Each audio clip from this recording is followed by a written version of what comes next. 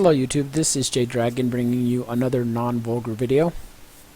Today the subject is going to be the patch 2.3.0 PTR preview for Diablo 3 Reaper of Souls. And in this patch you're going to get to see a lot of goodies, a lot of content change, and some new stuff that is pretty exciting. I like it.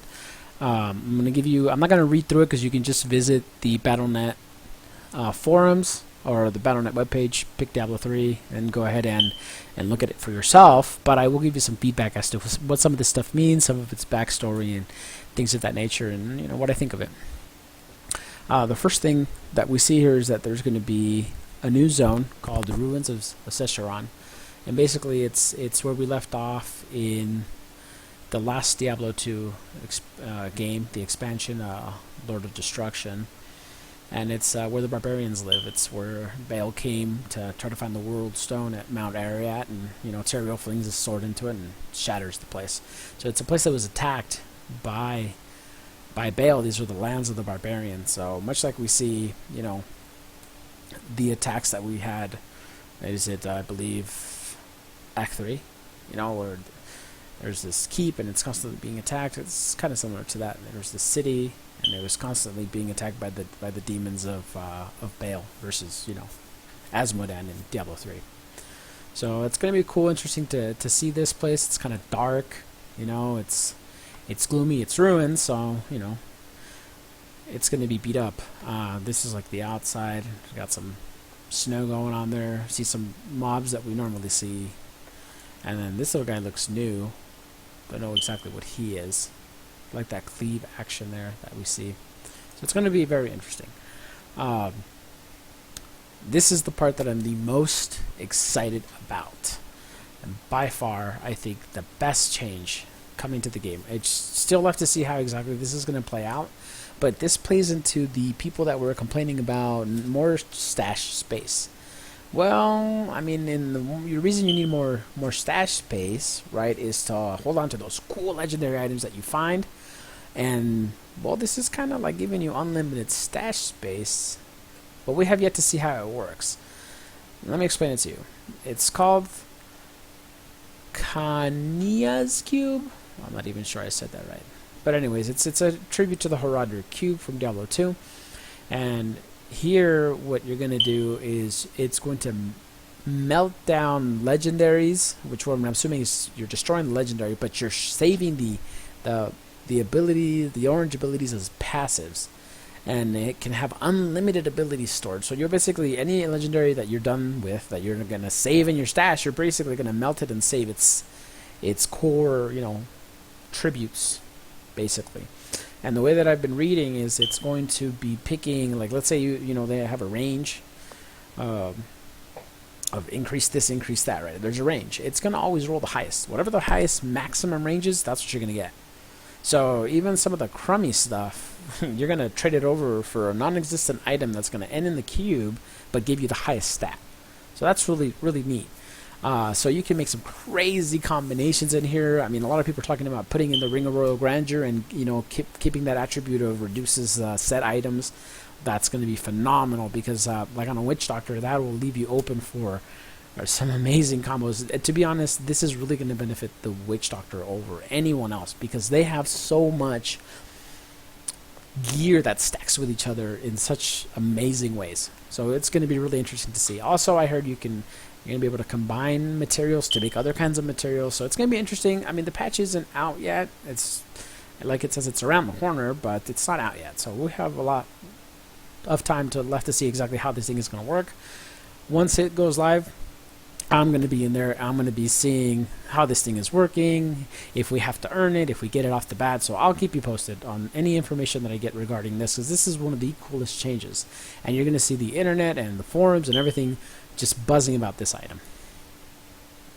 The next change that they're doing is they're updating the crafting system. And what it appears to be, from my understanding, the way that I'm reading this, is from level 1 to level 70, you're going to get the exact same materials beginning to end. So whatever you farmed in the very early stages is the same mats you'll be using at the end of the game. So there's no more division between the mats. It's just, one kind of mat, and that's it.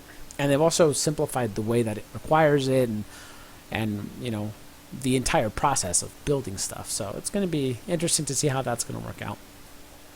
There's some adventure mode updates to this patch, which is the focus is, if you look at how the way that we did seasons before, everyone would kind of focus on farming a particular act, and I'll put it out there, it's mainly Act 1, and it's for that Ring of Royal Grandeur. I mean, it's that worth it, you know? There are other acts for other class-specific things, but the majority were focusing on that for that particular ring. Blizzard wants to kind of make us go into all the acts, you know, do the extra...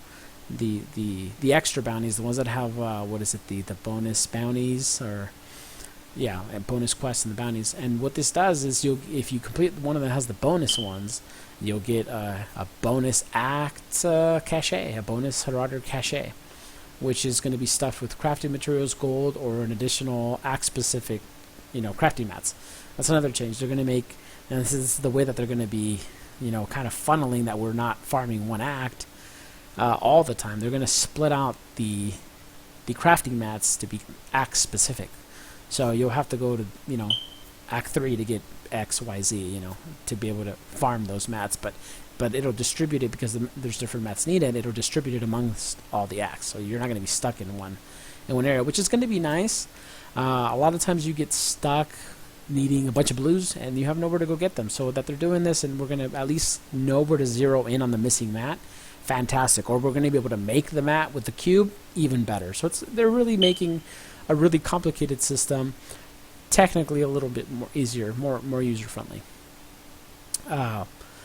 They're adding a new feature, which is the season journey. It pretty much just is like little icons and stuff, portraits. It just keeps information on your highest challenges and things like that. They reset every season, so it's just kind of, you know, a story of your character as you go.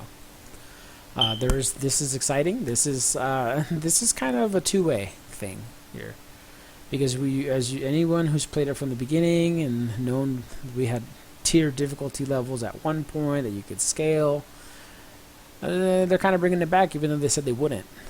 So in a way, it's kind of strange, but I get it, because at Torment, you know, at Torment 6 where we're at now, it kind of gets stagnant. And there's not much more you can do. You know, you're just farming what it is. So they're going to give us 7, 8, 9, and 10, which is going to increase in its challenge, of course, difficulty, but also its rewards, and we'll be scaling with it, which is really cool. There's also going to be new legendary and set items for our dedicated loot hunters, which most of us are. We wouldn't be playing Diablo. That's the whole point of the game.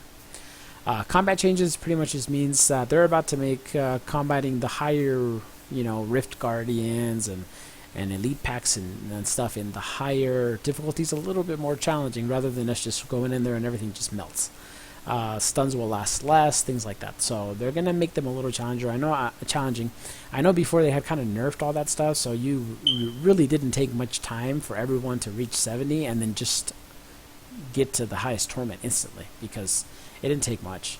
So this is going to make it a little bit more interesting, not to mention that we have more torment levels now to climb, which is fantastic. It's probably going to be the equivalent, I'm thinking Torment 10 is probably going to be hopefully greater Rift 50, because if you can do that, it's going to allow you to even push greater Rifts even further, if you're able to go in there and just melt everything. So it's good to have something to scale by, but no official, you know, comparison chart as to where these new torment levels and the greater rifts are lining up. So we'll leave that to observation and anecdotes later.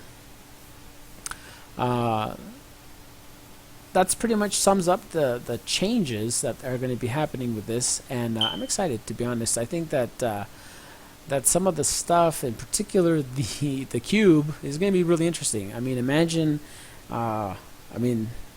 you can imagine anything, really. I mean, we have to know what the limitations are going to be. Right now, the only thing I know on limitations is that even though it can hold unlimited attributes, it can hold, you can have active only 3 passives, which is 1 from armor slot. And armor slot includes anything that goes in hand 1 or hand 2. So even mojos and shields, it's considered the weapon slot.